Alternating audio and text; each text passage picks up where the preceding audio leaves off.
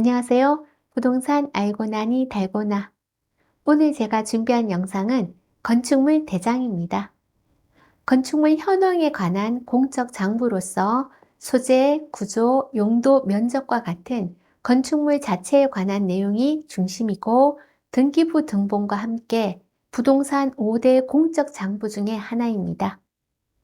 건축물 대장은 크게 두 가지로 다가구, 다중주택, 상가주택과 같은 것은 일반 건축물 대장을 확인을 하시면 되고 다세대, 아파트, 오피스텔, 연립과 같은 것은 집합 건축물 대장으로 확인을 하시면 됩니다. 건축물 대장의 열람과 발급 방법에 관하여 말씀드릴게요. 총 3가지가 있는데요. 첫 번째, 행정복지센터 아시죠? 동사무소에 직접 방문을 하셔서 한 건당 열람 시 300원, 발급 시 500원의 수수료를 내시면 됩니다. 두 번째는 인터넷으로 정부 24로 들어가시면 무료로 열람과 발급이 가능하시고요. 세 번째, 인터넷으로 세움터로 들어가시면 무료로 열람과 발급이 가능합니다. 이때 회원 가입을 하시면 한꺼번에 5건씩 민원 신청이 가능합니다. 다음은 건축물 대장을 열람할 때 알아두면 좋은 상식 3가지 알려드리겠습니다. 첫 번째, 다가구와 다세대의 차이점을 알아볼게요. 다가구라는 것은 3층 이하의 건물로서 해당 전체의 건물이 있을 경우에 하나의 부동산으로 취급을 하기 때문에 소유자는 한 사람이고 임차인은 여러 명입니다. 그리고 전입신고 시 지번까지 동일하게 기재를 하면은 주택임대차보호법의 보호를 받으실 수 있습니다. 다세대는 4층 이하의 건물로서 해당 건물이 있으면은 여러 세대로 나누어집니다. 하나하나를 부동산으로 취급하기 때문에 세대별 구분 등기이고요. 소유자는 여러 명입니다. 전입신고 시 집원, 동, 호수까지 동일하게 기입을 하셔야지만 주택임대차보호법의 보호를 받으실 수 있습니다. 두 번째, 위반 건축물에 관하여 알려드릴게요. 사례를 보면은 옥상에 옥탑방, 베란다 무단 정축, 근린 생활시설을 주거용으로 무단 용도 변경하기, 호실 쪼개기, 1층 필로티 주차장을 사무실이나 창고나 원룸으로 사용하기 등이 여기에 포함이 됩니다. 건축물 대장 1페이지 오른쪽 상단에 보시면은 노란색으로 위반 건축물이라고 기재가 되어 있습니다.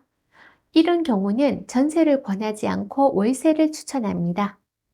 만약에 건축물 대장으로 확인을 하지 않고 계약을 진행했을 경우에는 매매건은 이행 강제금이 발생할 수 있고 상가인 경우는 인허가 제한이 생길 수 있습니다. 또 위반 건축물로 대출 불가라면은 계약금을 돌려준다라는 특약을 반드시 기재를 하셔야 됩니다. 모든 위반 건축물이라고 하여서 건축물 대장에 기재가 되는 것은 아니거든요. 그러니까 건축물 대장과 현장 답사 후에 내용이 다를 경우에는 건축사나 지자체 건축과에 반드시 문의를 해 보셔야 됩니다.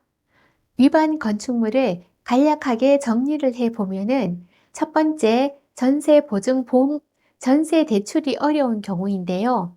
다가구는 100% 안 되고 다세대는 표제부에 위반 건축물이 기재가 되어 있어도 해당 전유 부분에 위반이 기재가 되어 있지 않으면은 전세보증보험 대출이 가능하다고 합니다. 그러니 확인을 해 보시고 계약 진행을 하시는 것이 좋습니다. 두 번째, 전입신고 가능하고요. 확정일자 받을 수 있습니다. 세 번째, 주택임대차보호법의 보호를 받을 수 있습니다. 네 번째, 월세, 공제 등 세금 불이익을 받으실 수 있습니다. 다음은 일명 쪼개기 호실에 관하여서 알아볼게요. 건축물 대장으로 확인을 할 수가 있는데요. 대장상 1층에 2세대가 있었는데 현장 확인을 해보니 4세대가 있더라. 일명 쪼개기를 한 겁니다. 이 부분은 전입신고, 계약서 작성 시 정확히 기재를 하셔야 법의 보호를 받으실 수 있습니다. 계약서 작성 시는 101호 중 일부 괄호 열고 표기상 103호 괄호 닫고 전입신고 시는 101호로 기재를 하셔야 합니다. 쪼개기는 다가구와 다세대의 차이가 있습니다. 다가구는 불법 개조한 공간에 계약을 해서 생활을 할지라도 전입신고 시 집원까지 동일하게 기재를 하였다면 법적인 보호를 받으실 수 있으나 다세대는 두 가지 경우를 생각을 하셔야 합니다. 호시를 쪼개기 한 경우에는 앞에서 말씀드린 전입신고 계약서 작성 방법으로 기재를 하시면 법적인 보호를 받으실 수 있습니다. 그러나 물탱크나 창고 같은 공유 부분을 불법 개조한 원룸 같은 경우는 절대로 계약을 해서는 안 됩니다. 공적 장부상 존재하지 않는 불법 개조한 공간은 경매가 실행이 되면 낙찰 대금으로 받으실 수 있는 금액이 없습니다. 다음은 일반 건축물 대장을 준비하였습니다. 직접 들어가서 확인을 한번 해 볼게요. 대장으로 들어오니 일반 건축물 대장 1페이지 확인하셨고요. 1페이지 오른쪽 상단에 노란색 사각형 위반 건축물 보이시죠? 반드시 확인을 하셔야 됩니다. 옆에 보니 호수, 가구수, 세대수라고 나와 있는데요. 호수인 경우는 상가와 같은 근린생활시설이나 아니면 오피스텔과 같은 업무시설을 헤아릴 때 쓰는 단위이고요. 다가구는 가구로 합니다. 그리고 다세대나 아파트 같은 경우는 세대라는 말을 씁니다. 여기를 확인을 해보니 세 가구가 있네요. 이것은 다가구의 건축물 대장인 것 같습니다. 면적이 기재가 되어 있고요. 지역, 지구, 구역, 구조, 그리고 주용도 중요하지요. 층수, 그리고 건폐율, 용적률 같은 것이 기재가 되어 있습니다. 그리고 소유자 현황이 보이는데 굉장히 중요한 부분입니다. 이것은 건축물 대장, 등기부 등본, 계약서, 신분증 모두 동일하여야 합니다.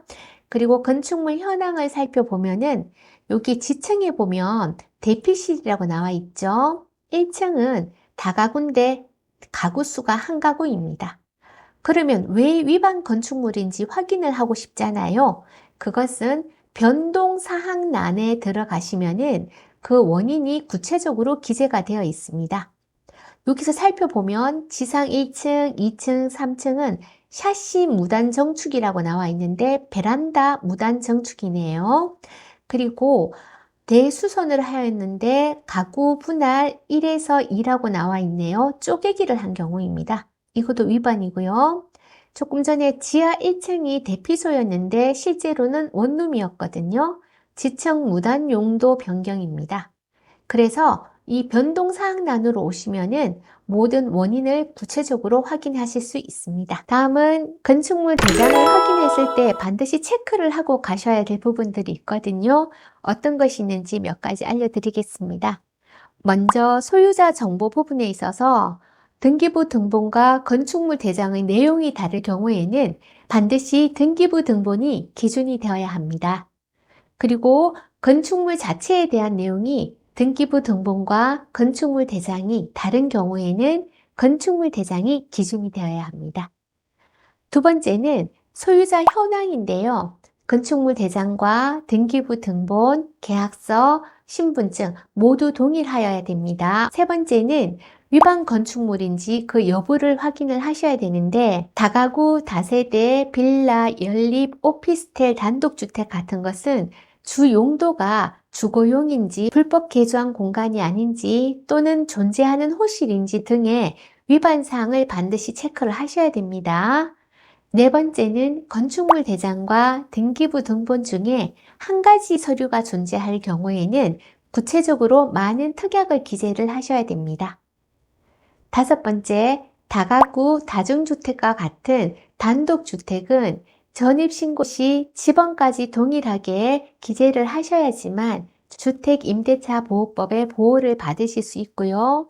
다세대, 연립, 아파트와 같은 공동주택은 전입신고 시 집원, 동, 호수까지 동일하게 기재를 하셔야지 주택임대차 보호법의 보호를 받으실 수 있습니다. 등기부 등본과 건축물 대장은 부동산의 임대나 매매 시 계약 당일 확인을 하는 서류입니다. 금전적인 손실이 없는 안전한 부동산 거래와 사기 피해를 방지하기 위하여 반드시 열람해 보시기를 권장해 드립니다. 지금까지 준비한 영상 잘 보셨나요? 다음 영상에서도 유익한 영상 준비하여서 인사드리겠습니다. 끝까지 봐주셔서 정말 감사드립니다.